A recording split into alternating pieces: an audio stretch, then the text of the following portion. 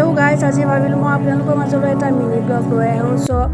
আজি যেহেতু মহাসপ্তমী মা দুৰ্গাই সকলোকে ভালে ৰাখক কুশল ৰাখক মোৰ ফালৰ পৰা আপোনালোকক আন্তৰিক দুৰ্গা পূজা শুভেচ্ছা থাকিলে আজি অফিচৰ পৰা আমি সকলো মিলি পেলাই খানা খাবলৈ লাঞ্চ কৰিম বুলি ভাবিলোঁ যেহেতু নেক্সট 3 দিন আমাৰ বন্ধ থাকিব পূজা উপলক্ষে আমি আহি পেলাই পালোহি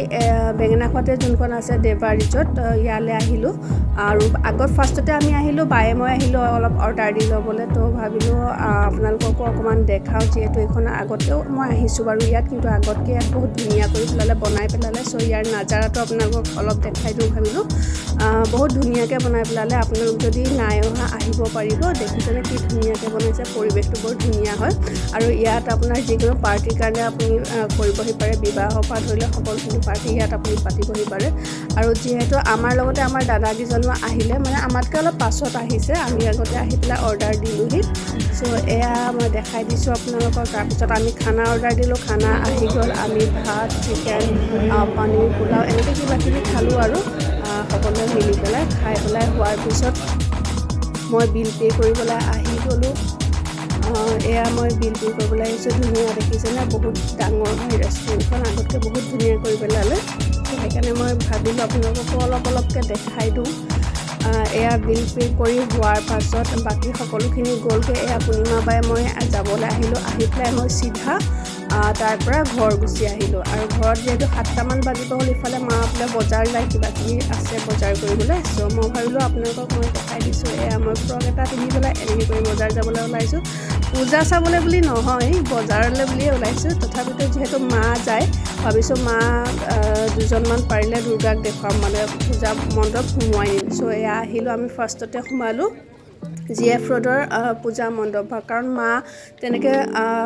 দুৰ্গা পূজা চাবলৈ নাহে আজি বজাৰ কৰিব আহিছিলে কাৰণে মই জোৰ কৰিলোঁ ব'লা আমি অকণমান সেৱাও কৰি লওঁ তুমিও চাই ল'বা এয়া মা দুৰ্গাৰ ওচৰত মায়ে আহি পেলাই সেৱা ল'বলৈ আহিছে আপোনালোককো অকণমান দেখাই দিছোঁ আজি মানুহ বৰ বিশেষ হোৱা নাই হৈছে বাৰু তথাপিতো এয়া দেখিছেনে কিবা ধুনীয়াকৈ ডেক'ৰেশ্যন কৰিছে এইবোৰ বাঁহৰ ঘৰ বনাইছে ঢেঁকী কিবাকিবি আৰু ধুনীয়াকৈ বনাইছে ভাল লাগিছে চবে ফটো শ্বুটত লাগিছে আহি পেলাই আমি যিহেতু মা বজাৰ কৰাটো মেইন হয় তো কিবা টুচক বনাব লাগে আমি গোলাঘাট টেক্সটাইল পাই গ'লোহি তাত মায়ে কিবা কাপোৰ চাই আছে নাজানো আৰু কিবা কিবি তো ইয়াতে কিবাকিবি বজাৰ কৰিলোঁ পৰ্দাৰ ল'লোঁ তাৰপিছত এইফালে কিবা তলা নাইকিয়া হ'ল গেটত মাৰিবলৈ বোলে তো মায়ে বাৰু ক'লে তলা এটা ল'লোঁ দেখিছেনে মা আহিলে কি যে বজাৰ কৰি ফুৰে তাৰপিছত ভাবিলোঁ আৰু এইফালে এমেচা হলৰ ছাইডেদি যিহেতু আহিছোঁ তো ইয়াতো আমি সোমাই যাওঁ সেৱা ভাগ কৰি যাওঁ তো ইয়াতো মই মাক আজি পূজা দেখুৱালোহি আৰু এনেকৈ কৰি আমি পূজা কৰি হোৱাৰ পিছত ওলাই আহিলোঁ মনত পৰিলে ঘৰত যিহেতু আলহী আহিব পাৰে ভাত খাবৰ কাৰণে ডিছ লৈ যাওঁ